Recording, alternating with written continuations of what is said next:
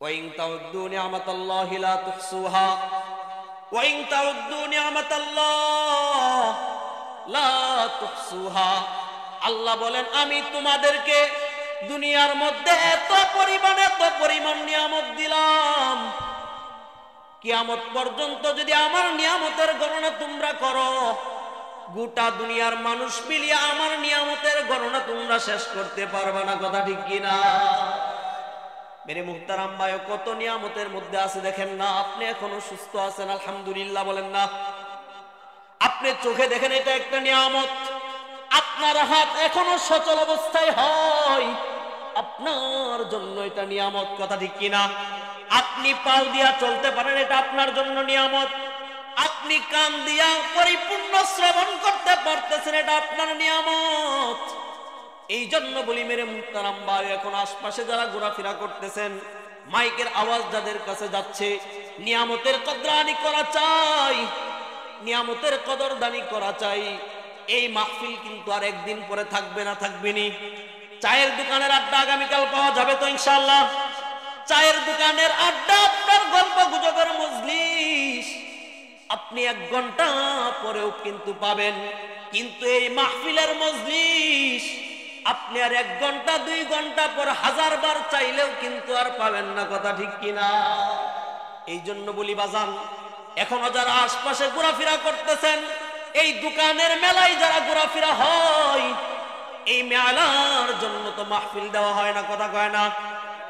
এই মেলার জন্য কি মাহফিল দেওয়া হয়েছে? এটা একটা বদরুসম আমাদের বাংলাদেশে হয়, বিশেষভাবে আমাদের মোমেনশাহী ডিস্ট্রিক্টে বেশি দেখা যায়। ওয়াজ মাহফিলের পাশে মেলা, মহিলাও আসে পুরুষও আসে। এখানে আসছে কিনা আমি জানি না। আরে ভাই, দিনকে জিন্দা করার জন্য মাহফিল। কথা কয় না? দিনকে জিন্দা করার জন্য, কোরআন ও সুন্নাহর বাস্তবায়নের জন্য মাহফিল হয়। এই মাহফিল করতে গিয়া যদিও বেপরদার সহিত কোনো কাজকর্ম হয়ে যায়, এই মাহফিল করে কি লাভ হবে? কথা কন না? এই জন্য বাজান বলি, আপনাদেরকে যারা ঘোরাফেরা করতেছেন, আপনাদের পায়ে ধরিয়া বলি, হাতে ধরে অনুরোধ করি, আজকে আর মাত্র 2 ঘন্টা 2.5 ঘন্টা মাহফিল হয়। এই সময়টুকু আইসা প্যান্ডেলে বসেন, ইনশাআল্লাহ আল্লাহ পাক ঠকাইবেন না। কথা ঠিক কিনা? মেরে মুহতারাম ভাই, শুধু তাই না, জিন্দিগির হালতটা কি দেখেন, জীবনের কোনো দাম নাই। अल्फाज़ मानी में तफावत नहीं, लेकिन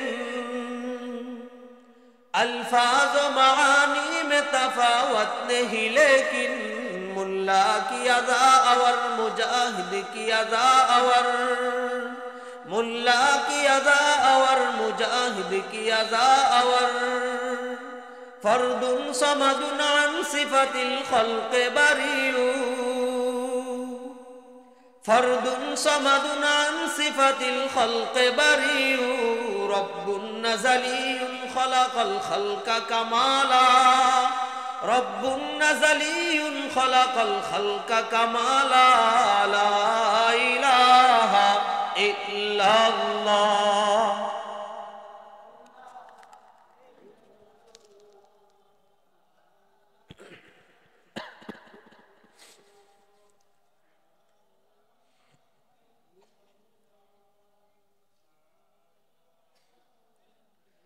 अक़ीदा नंदरी आलम के ला माबूद इल्लल्लाह अक़ीदा नंदरी आलम के ला माबूद इल्लल्लाह वला मक़सूद फिल कौनैन वला मौजूद इल्लल्लाह ला इलाहा इल्लल्लाह।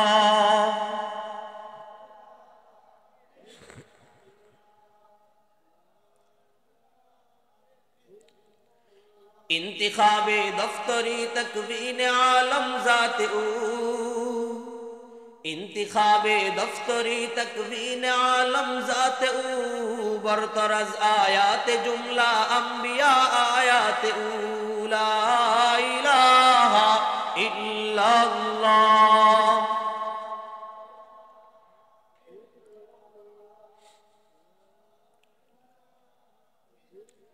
नहीं दो जहां में मिसाले मोहम्मद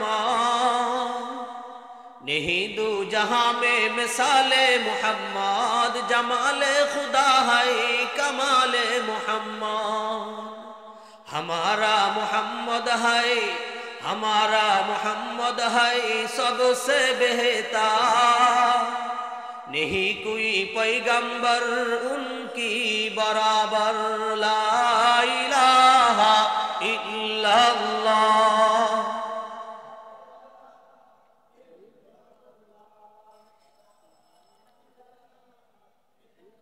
ला इलाहा इल्लल्लाह मुहम्मदुर रसूलुल्लाह सल्लल्लाहु अलैहि वसल्लम, सल्लल्लाहु अलैहि वसल्लम, सल्लल्लाहु अलैहि वसल्लम। আলহামদুলিল্লাহ, খালসাইদকুনা জান্নাতুন নূর জামি মসজিদের উদ্যোগে বাৎসরিক সালানা জলসায় উপস্থিত সম্মানিত সভাপতি হযরত উলামায়ে কেরাম, প্রধান অতিথি, বিশেষ অতিথি সহ আমার সামনে উপস্থিত আল্লাহ পাকের আশিকিন, জাকিরিন, মুহিব্বিন, মুরব্বিয়ান আওয়াম, প্রথমেই রব্বে কায়নাতের দরবারে শুকরিয়া জ্ঞাপন করছি যে রব্বে কায়নাত এই শীতকে উপেক্ষা করে আল্লাহ পাকের মোহাব্বতকে দিলে নিয়ে আসার বসার তৌফিক দান করলো। এই জন্য আমরা খুশি না বেজার? খুশি হইলে খুশির একটা দাবি আছে, খুশির একটা চাহিদা আছে। খুশির সহিত একবার সকলে আওয়াজ করে বলি আলহামদুলিল্লাহ। হাদিস শরীফে আসছে সামনে ফাঁকা না রাখা বসা, সামনে ফাঁকা না রাখা বসা। কারণ মিস্টার ইবলিস উনি ওনার কাজে ব্যস্ত আছে। মিস্টার ইবলিস কি করে? উনি সব সময় ওনার কাজে ব্যস্ত। কথা ঠিক না? মিস্টার ইবলিস সব সময় ওনার কাজে উনি ব্যস্ত আছে যে কিভাবে মানুষের আমলকে নষ্ট করা যায়। আপনি সারা দিন মেহনত করে যে আমল করবেন, ইবলিস মিস্টার আইসা পরামর্শ দিয়া মুহূর্তের মধ্যে আমল নষ্ট করে দিবে। কিন্তু আমাদের সোচ্চার থাকতে হবে, আমাদের সোচ্চার থাকতে হবে। কোনো অবস্থাতে আমরা আমাদের ঈমানকে নষ্ট করতে দিব ইনশাআল্লাহ। যাই হোক মেরে মুহতারাম ভাই, আপনারা আমার এলাকার মানুষ, আপনারা আমার পরিচিত ভাই, বন্ধু, চাচা, মোহাব্বতের আন্তরিক ভালোবাসা মানুষ আপনারা। কিছু কোরআন ও হাদিসের কথা বলবো, আমলের নিয়তে, ইখলাসের নিয়তে বলা এবং শোনার তৌফিক দান করুন সকলে বলে আমিন। মেরে মুহতারাম ভাই,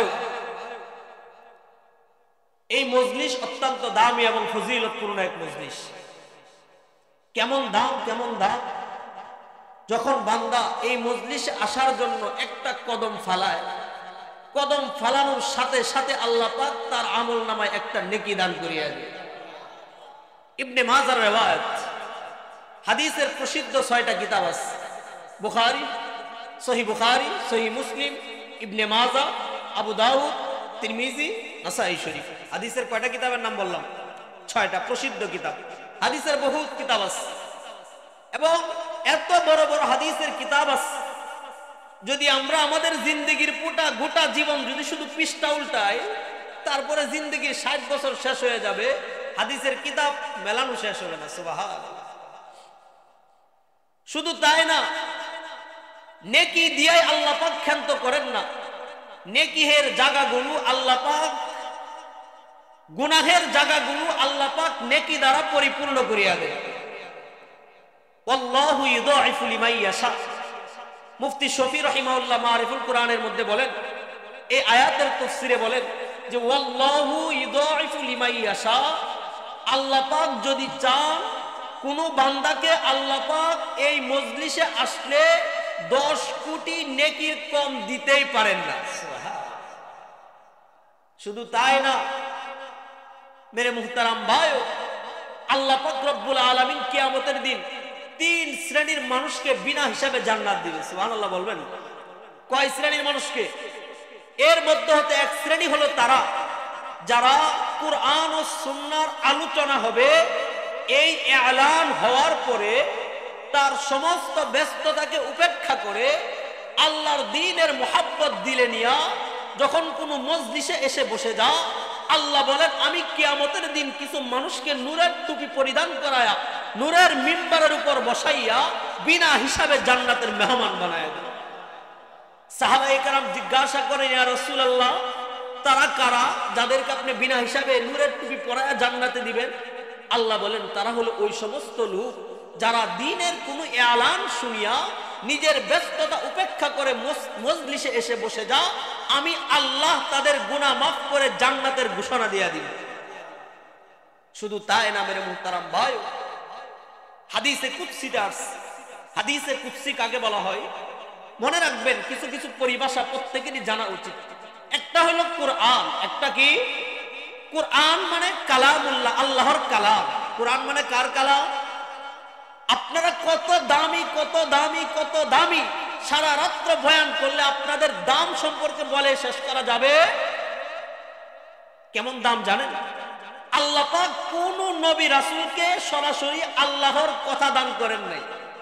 তাওরাত দিয়েছে আল্লাহর কালাম না, ইনজিল দিয়েছেন ঈসা নবীকে আল্লাহর কালাম না, জাবুর দিয়েছেন দাউদ নবীকে আল্লাহর কালাম। আল্লাহর কালাম মানে আল্লাহর কথা। কোরআনে কারীম এটা কার কোনো বক্তব্য না, সরাসরি আল্লাহ জবান দিয়া রেকর্ড করে পাঠাইছে যে এটাই হলো কালামুল্লাহ। তাহলে কোরআন পড়লে কি হয়? যেই ব্যক্তি কোরআনে কারীম পড়ে সে কেমন জানি সরাসরি আল্লাহর সাথে গল্প করে। তাহলে কোরআন যিনি পড়েন তিনি কার সাথে গল্প করেন? আল্লাহর সাথে গল্প করেন। এই জন্য হযরতে আলী বলেন, কে বলেন? হযরতে আলী রাদিয়াল্লাহু তাআলা আনহু, আমার যখন মনে চায় যে আমিও আল্লাহর সাথে গল্প করি, আল্লাহ আমার সাথে গল্প করুক। গল্প দুই প্রকার। কয় প্রকার? এখন আমি যেটা করতেছি এটা এক প্রকার গল্প, আমি শুধু বলেই যাচ্ছি, আপনারা শুনতেছেন।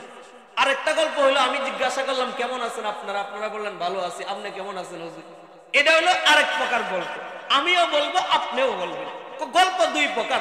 হযরত আলী বলেন, আমার যখন মনে চায় আমিও আল্লাহর সাথে গল্প করি, আল্লাহ আমার সাথে গল্প করুক, তখন আমি কোরআনে কারীম তেলাওয়াত শুরু করিয়া দিই। আর যখন মনে চায় শুধু আমি গল্প করব, আল্লাহ শুনবে, তখন আমি নামাজের মধ্যে দাঁড়াইয়া যাই। মেরে মুহতারাম ভাই, এই জন্য বলি যারা মজলিসে আসছেন নিয়তকে প্রথমে সহি করিয়া নেন। প্রথমে নিয়তকে সহি করিয়া নেন যে আজকে মাহফিলে আসছি, দুনিয়াবি কোনো উদ্দেশ্য নাই, আল্লাহ শুধুই আপনার সন্তুষ্টির দিকে তাকায় আছে। ঠিক সবাই আমরা যারা এখানে বয়ান করব আমাদেরও নিয়ত সহি হওয়া দরকার আছে। যারা আয়োজক কমিটি মাহফিল পরিচালনা করেন তাদেরও নিয়তের পরিশুদ্ধতা দরকার আছে। দেখবেন তিন শ্রেণী: আয়োজক, আলোচক, এরপরে শ্রোতা। বুঝবেন নি? আলোচক, আয়োজক আর শ্রোতা, তিন শ্রেণীর মানুষ মিলায় একটা মাহফিল হয়। কয় শ্রেণীর মানুষ মিলায়? এই তিন শ্রেণী মানুষের মাহফিলের ক্ষেত্রে যদি তাদের নিয়ত পরিশুদ্ধ হয়ে যায়, দেখবেন আল্লাহ পাক প্রত্যেকের দিলের মধ্যে হেদায়েত ঢুকায় দেয়।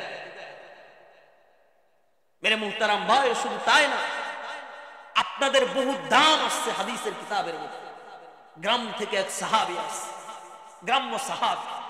আমি মাঝে মাঝে বলি, ছাত্রদেরকে ক্লাসে বলি হাদিস পড়ানোর ক্ষেত্রে, যে আলেম হয়ে মনে হয় মাঝে মাঝে বিপদেই পড়ে গেলাম। যারা মূর্খ মানুষ আপনার মতন যারা আছেন, তাবলীগ করেন, চরমোনাইতে যান, তারা কত সুখের সাগরে আছেন। সুবহান, কোনো পেঁয়াজ গুছ নাই, দিন সারা দিন পরিশ্রম করতেছে, কামাই করতেছে, মেহনত করতেছে, নামাজ পড়তেছে, মাসে 3 দিনের তাবলীগে যা, বছরে একবার চিল্লায় যা, আবার সুযোগ পাইলে এক সালে বের হয়ে যা। তাদের দামটা কেমন? মিশকাত শরীফে বর্ণনা আসছে, আল্লাহ পাক যাদেরকে প্রথম সারিতে জান্নাত দিবেন তাদের মধ্যে সহজ সরল মানুষ 1 নাম্বার সারিতে থাকে। সুবহানাল্লাহ, কথা বুঝছেন নি আপনারা? ওয়াইন তাউদ্দু নি'মাতাল্লাহি লা তুহসুহা ওয়াইন তাউদ্দু নি'মাতাল্লাহ লা তুহসুহা। আল্লাহ বলেন, আমি তোমাদেরকে দুনিয়ার মধ্যে এত পরিমাণ নিয়ামত দিলাম, কিয়ামত পর্যন্ত যদি আমার নিয়ামতের গণনা তোমরা করো, গোটা দুনিয়ার মানুষ মিলিয়ে আমার নিয়ামতের গণনা তোমরা শেষ করতে পারবে না। কথা ঠিক কিনা? মেরে মুহতারাম ভাই, কত নিয়ামতের মধ্যে আছে দেখেন না। আপনি এখনো সুস্থ আছেন, আলহামদুলিল্লাহ বলেন না? আপনি চোখে দেখেন, এটা একটা নিয়ামত। আপনার হাত এখনো সচল অবস্থায় হয়, আপনার জন্য এটা নিয়ামত। কথা ঠিক কিনা? আপনি পাও দিয়া চলতে পারেন, এটা আপনার জন্য নিয়ামত। আপনি কান দিয়া পরিপূর্ণ শ্রবণ করতে পারতেছেন, এটা আপনার নিয়ামত। এই জন্য বলি মেরে মুহতারাম ভাই, এখন আশপাশে যারা ঘোরাফেরা করতেছেন, মাইকের আওয়াজ যাদের কাছে যাচ্ছে, নিয়ামতের কদরানি করা চাই, নিয়ামতের কদরদানি করা চাই। এই মাহফিল কিন্তু আর একদিন পরে থাকবে না, থাকবেনি। চায়ের দোকানের আড্ডা আগামীকাল পাওয়া যাবে তো ইনশাআল্লাহ?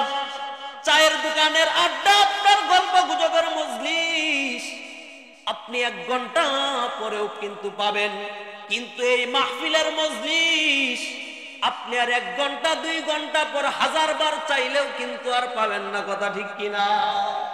এই জন্য বলি বাজান, এখনো যারা আশপাশে ঘোরাফেরা করতেছেন, এই দোকানের মেলায় যারা ঘোরাফেরা হয়, এই মেলার জন্য তো মাহফিল দেওয়া হয় না। কথা কয় না? এই মেলার জন্য কি মাহফিল দেওয়া হয়েছে? এটা একটা বদরুসম আমাদের বাংলাদেশে হয়, বিশেষভাবে আমাদের মোমেনশাহী ডিস্ট্রিক্টে বেশি দেখা যায়। ওয়াজ মাহফিলের পাশে মেলা, মহিলাও আসে পুরুষও আসে। এখানে আসছে কিনা আমি জানি না। আরে ভাই, দিনকে জিন্দা করার জন্য মাহফিল। কথা কয় না? দিনকে জিন্দা করার জন্য, কোরআন ও সুন্নাহর বাস্তবায়নের জন্য মাহফিল হয়। এই মাহফিল করতে গিয়া যদিও বেপরদার সহিত কোনো কাজকর্ম হয়ে যায়, এই মাহফিল করে কি লাভ হবে? কথা কন না? এই জন্য বাজান বলি, আপনাদেরকে যারা ঘোরাফেরা করতেছেন, আপনাদের পায়ে ধরিয়া বলি, হাতে ধরে অনুরোধ করি, আজকে আর মাত্র 2 ঘন্টা 2.5 ঘন্টা মাহফিল হয়। এই সময়টুকু আইসা প্যান্ডেলে বসেন, ইনশাআল্লাহ আল্লাহ পাক ঠকাইবেন না। কথা ঠিক কিনা? মেরে মুহতারাম ভাই, শুধু তাই না, জিন্দিগির হালতটা কি দেখেন। জীবনের কোনো দাম নাই, জীবনের কোনো দাম আসেনি। আহা, আজকেও জুমার বয়ানে বয়ান করলাম, জিন্দিগির হালত খুব সংকীর্ণ। হযরত আলীকে নবী জিজ্ঞাসা করে, এই আলী, জি ইয়া রাসূলুল্লাহ, বলো তো দেখি, তুমি মৃত্যুকে কত কাছে মনে করো? প্রশ্নটা বুঝছেন নি? মৃত্যুকে কত কাছে মনে করো? ইয়া রাসূলুল্লাহ, নামাজের মধ্যে আসি, আমি জানি না সালাম ফিরাইতে পারবো কিনা। কে বলছে এটা? রাসূলুল্লাহ বলে, আলী, তুমি এখনো বুকার সাগরে বাস করতেছো, এত সময় মৃত্যু আছে তোমার। কে বললো এটা? এত সময় তুমি কোথায় পাইলা? না, এত সময় নাই তোমার মৃত্যু। তো ইয়া রাসূলুল্লাহ, কি হবে বলে দেন না। তুমি চোখ বন্ধ করছো, চোখের পাতি আছে না, এই চোখের পাতি বন্ধ করছো, তোমার জানা নাই তুমি চোখের পাতি খোলার আগেই তোমার মৃত্যু হয়ে যাবে। কত নিকটে মৃত্যু! আহা, মানুষ কিভাবে, আল্লাহ বলেন ফাতাবিরু ইয়া উলিল আবসার, ফাতাবিরু ইয়া উলিল আবসার। হাজারো যুবক মারা যাচ্ছে, হাজারো ভাই মারা যাচ্ছে, হাজারো বোন মারা যাচ্ছে। আমাদের এলাকার টুটুলের ঘটনা জানেন না আপনারা? মরার বয়স এটা আল্লাহ পাকের সিস্টেম, নিজাম। এতটুকুর পরেও যদি শিক্ষা না হয়, দুনিয়ার মানুষ, তোমার মতো যুবক চলে যাচ্ছে, বয়স্ক তোমার সাদী ভাই চলে যাচ্ছে, তোমার বাবা চলে যাচ্ছে, মা চলে যাচ্ছে, তুমি নিশ্চিত একদিন পৃথিবী থেকে চলে যাবে। এরপরেও যদি শিক্ষা না হয়, আল্লাহর ভয় দিলের ভিতরে না হয়, আর কি হবে বলেন? দিলটাকে নরম করে। হাজার বয়ান শুনলেন, আমল করলেন না, কোনো লাভ নাই।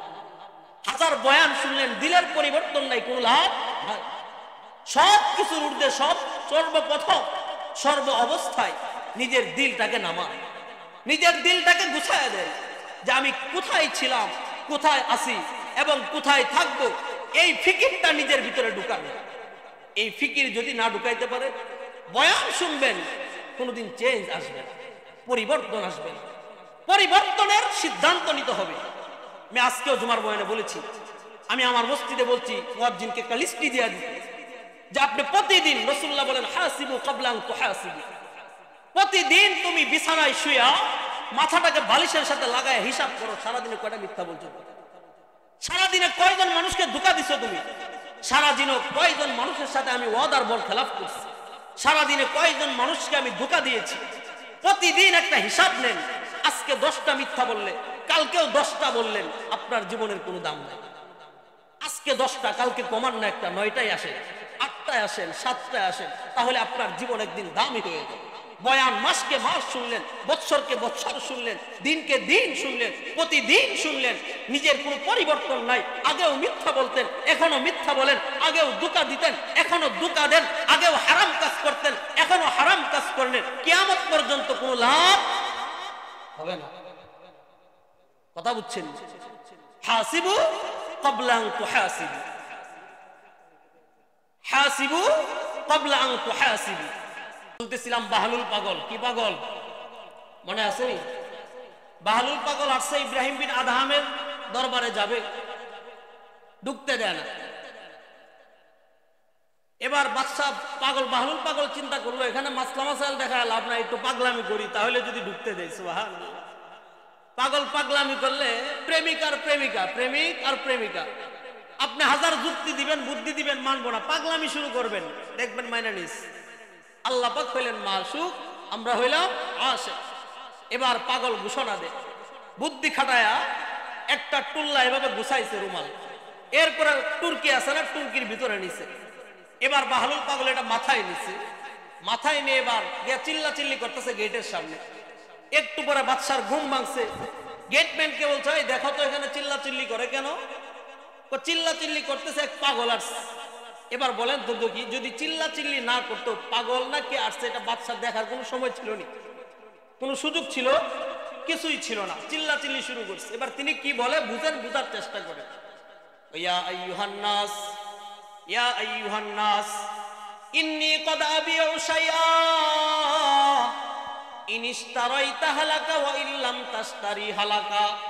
এবার তিনি বাদশা জিজ্ঞাসা করেন কেন আসছো? আমি এমন এক জিনিসের বিক্রেতা, আমি এমন একটা জিনিস তোমাদের মাঝে বিক্রি করার জন্য আসলাম। ইন্নী কদ ইশতারাইতা, ইন কদ ইশতারাইতা ইন হালাকা ওয়া ইল্লাম তাশতারি লাম হালাক। তিনি বলতে চান আমার কাছে এমন একটা জিনিস হয়, তোমরা যদি এই জিনিসটা ক্রয় করো তাহলেও শেষ হয়ে যায়, আর যদি ক্রয় না করো তাহলেও আমার জিনিস শেষ হয়ে যাবে। বুঝতে পারছেন নিকো তুমি কেমন জিনিস নিয়ে আসলা, যে আমি ব্যবহার করলেও শেষ হবে, আবার ব্যবহার না করলেও শেষ হয়, এমন কি জিনিস নিয়ে আসলা? তো আমি আসলেও আর কোনো কিছু বিক্রি করি না, আমি হইলাম একজন বরফের বিক্রেতা। সুবহানাল্লাহ কয় না? এবার বলেন তো দেখি, বরফ আপনি কি না আয়না রাইখা দিলেন, কোনো কিছু কাজে লাগাইলেন না, বরফ কি থেকে যাবে না শেষ হয়ে যাবে? আর যদি বরফ দিয়ে আপনি শরবত বানান, আপনার প্রয়োজনীয় সব কিছু বানাইলেন, তাহলেও কিন্তু শেষ হয়ে যাবে। মুসলমান বুঝেন, বুঝার চেষ্টা করেন, প্রত্যেকের জীবনের হায়াত হইল বরফের মতন। হু রাহে হে মিসলে উমর বরফে কম, চুপকা চুপকা রফতা রফতা দম বেদম। কবি বলেন প্রত্যেকটা মানুষের জীবন হইল বরফের মতন। কিসের মতো? হু রাহে হে মিসলে উমর বরফে কম, চুপকা চুপকা রফতা রফতা দম বেদম। আপনার জিন্দেগির হায়াত আল্লাহ পাক হায়াত নির্দিষ্ট করিয়া দিয়েছেন।